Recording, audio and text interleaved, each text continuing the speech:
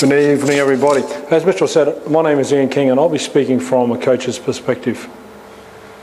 I've had the pleasure of working with athletes for a long time and I've come to certain conclusions in that time.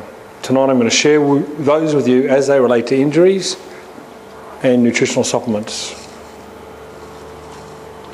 So as I said, from a coach's perspective.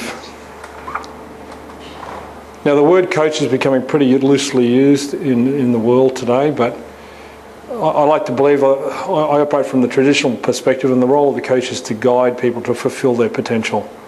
It's certainly not what the modern day personal trainer perception is, where they motivate people. I don't motivate anybody, I guide people. I might provide some inspiration, but it's not my job to motivate them per se. So tonight we're talking about nutritional supplements and their role in prevention and rehabilitation of injuries. Now when I have a communication with anybody, I like to get real clear on our terms so we're all on the same page. So I'm going to do that very briefly with you. Now what I've done, I've gone to our well-known Wikipedia to grab a definition of a nutritional supplement. I'm not going to read it, but in essence it's a commonly accepted term. There's no confusion about it. It's a dietary supplement, etc., etc.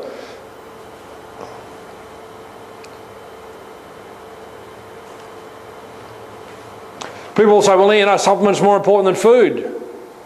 That would be a normal question people would ask you straight away.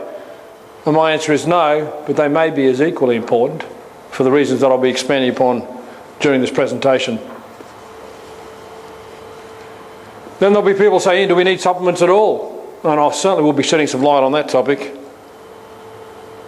And as far as training goes, it's really interesting because 20, 30 years ago, when some of us were kids, when some of us were kids, we just played the sport. There was no additional training. Now, you wouldn't have an athlete in the world today who didn't do additional training, and yet people still ask the question, do we need supplements? In other words, we've gone beyond the era of simply playing the game. We've gone beyond the era of simply food being enough.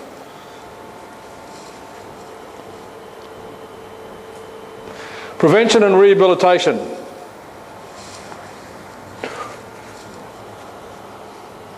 In 2000 I said in a seminar, it's 12 years ago, if we could prevent, it's far better than curing. I'm going to be really straight with my observation here. In the Western world, we specialise in rehabilitation. We don't do it well, but our focus is on rehabilitation. It is not on prevention. End of story. And that's just not in injury prevention. And I'll make that really clear as I go through. It's very, very firm on that topic. Now let's talk about injuries. Let's get real clear on what I say injuries are. I divide injuries into three categories. First of all is degeneration. And I will really be expanding on that topic with you. The second one is use injuries. You know, I've been running for the last 6 months, my knee's starting to get sore. That's a sort of a use injury. And the third one is an impact injury. Oh look, he's run into another player, he's buckled his knee, and he's having surgery. They're my three categories of injuries. Now, how do injuries occur? The simple definition, the simple working definition for an injury is when the load exceeds the tensile strength of the connective tissue.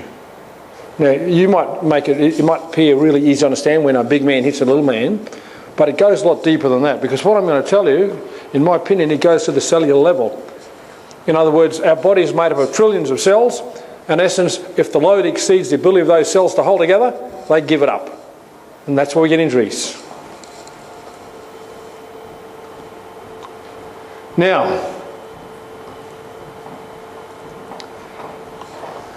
there is a perception in our society about injuries, and let me expand upon that.